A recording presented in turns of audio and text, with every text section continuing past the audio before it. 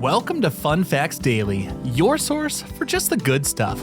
Monday through Friday, we're bringing fun facts and news you can use, all carefully curated to uplift and inform. So give yourself a break, relax, and learn something awesome in just a few minutes every day. Hi everyone, I'm Kyle Wood, and today we'll be learning a bit about money. But before we get into the facts, let's warm up our brains with a little challenge to see if you can tell truth from fiction. Consider this. If a 20-year-old makes a habit of investing $30 a week into an average performing index fund, could they become a millionaire by the time they retire at age 65? What do you think? Is this an actual fact or too good to be true? We'll find out at the end of the episode.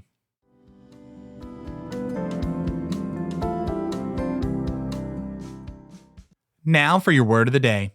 Today's word is compounding. In the world of finance, compounding refers to the process where the earnings from an investment, like interest or dividends, are reinvested to generate additional earnings. It's like a snowball rolling downhill. As it picks up more snow, it gets much bigger and bigger, accumulating more snow at an accelerating rate. Albert Einstein is said to have referred to this interest on interest effect as the, quote, eighth wonder of the world, end quote, because of its powerful ability to grow wealth over time. The longer your money is invested and allowed to compound, the more significant the growth becomes. It's a fundamental concept in long-term investing that small, consistent contributions can lead to substantial wealth given enough time.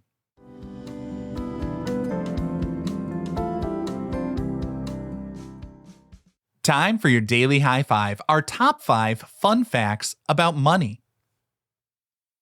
Number 1. The surprising cost of producing physical money is driving a trend towards cashless transactions. Some even project there will be over 1 trillion cashless transactions globally by the year 2030. This incredible shift towards digital payments, credit cards, and mobile banking highlights a massive change in how we interact with money. While physical cash still plays a role, the convenience and speed of electronic transactions are driving this rapid increase, making it easier than ever to buy and sell goods and services without a single coin or banknote. Interestingly, the US Mint consistently loses money on pennies and nickels. In fiscal year 2024, it cost 3.69 cents to produce a single penny and 13.78 cents for a nickel, meaning their production cost exceeds the face value. The rising cost of materials and manufacturing contributes to the appeal of digital alternatives. This global movement away from physical cash is perhaps best exemplified by Sweden, which has become a global leader in the cashless revolution. In Sweden, digital wallets and instant mobile transfers via apps like Swish are ubiquitous, used for everything from supermarket purchases to church donations. Businesses often display no cash accepted signs, and public transportation generally requires contactless card payments. Number 2.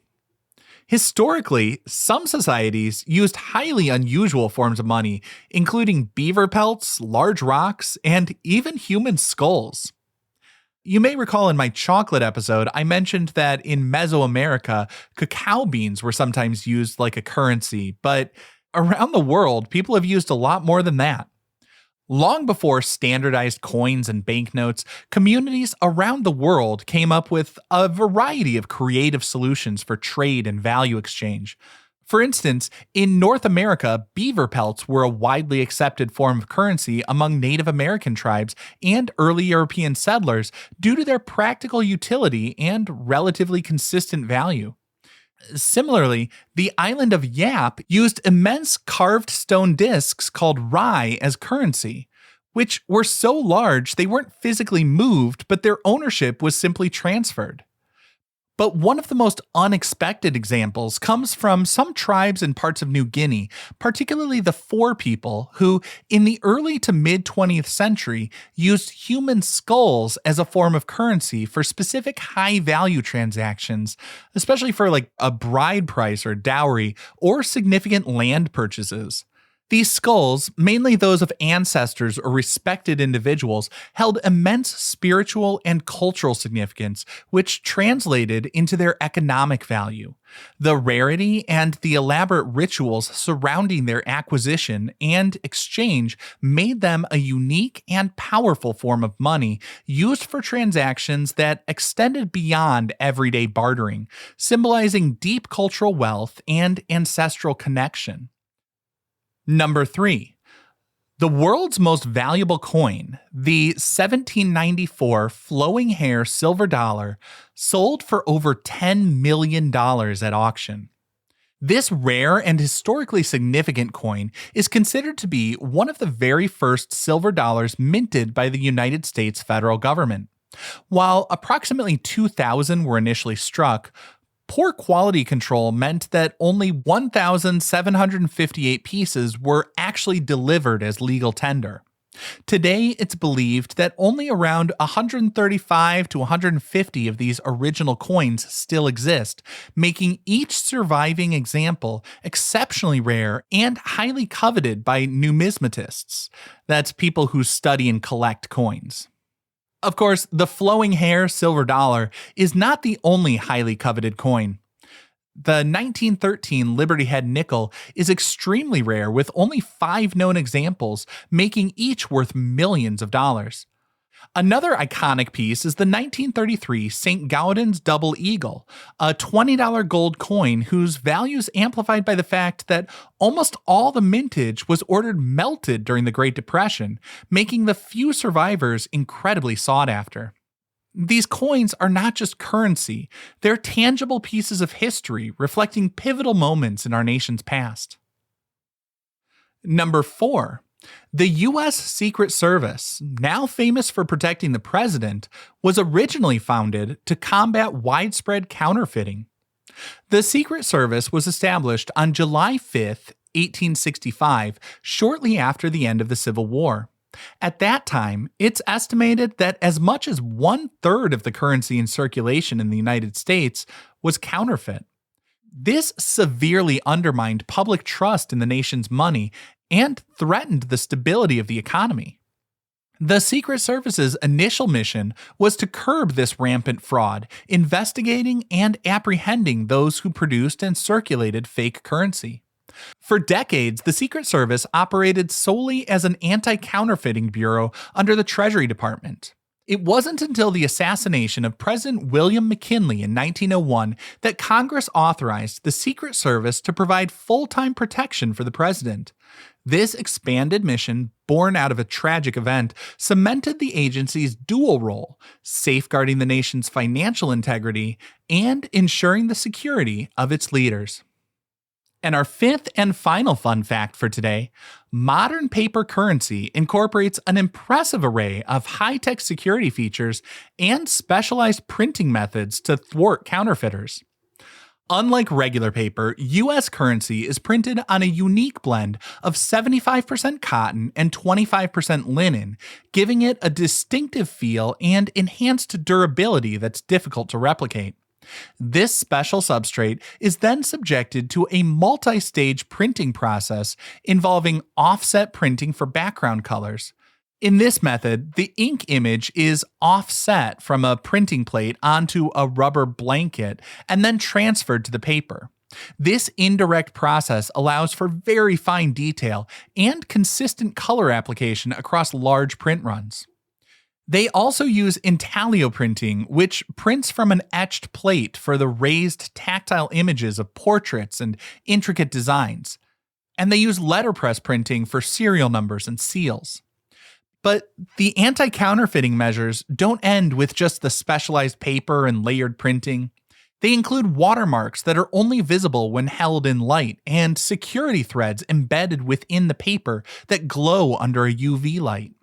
Watermarks are not printed on the surface, but are created during the paper-making process itself. By varying the thickness or density of paper fibers at specific points, an image is embedded into the paper. When the banknote is held up to the light, these variations in paper density allow more or less light to pass through, revealing a faint translucent image, like the portrait that often matches the one on the note. They also use color-shifting ink that changes hue when the bill is tilted, and microprinting so tiny it can't be read with the naked eye. These innovative and complex security measures make it incredibly challenging for counterfeiters to produce fakes, thus protecting the integrity of our money.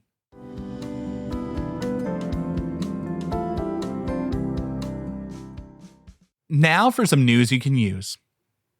One of the best and most practical tips for growing your money: automate your savings and investments. Many banks and investment platforms allow you to set up recurring transfers from your checking account to your savings or investment accounts. It's a simple habit that can dramatically boost your finances over time. By automating, you ensure that you're consistently putting money aside before you have a chance to spend it. It removes the decision-making process and helps you build wealth almost effortlessly over time, leveraging the power of compounding. Just start small, be consistent, and watch those account balances grow.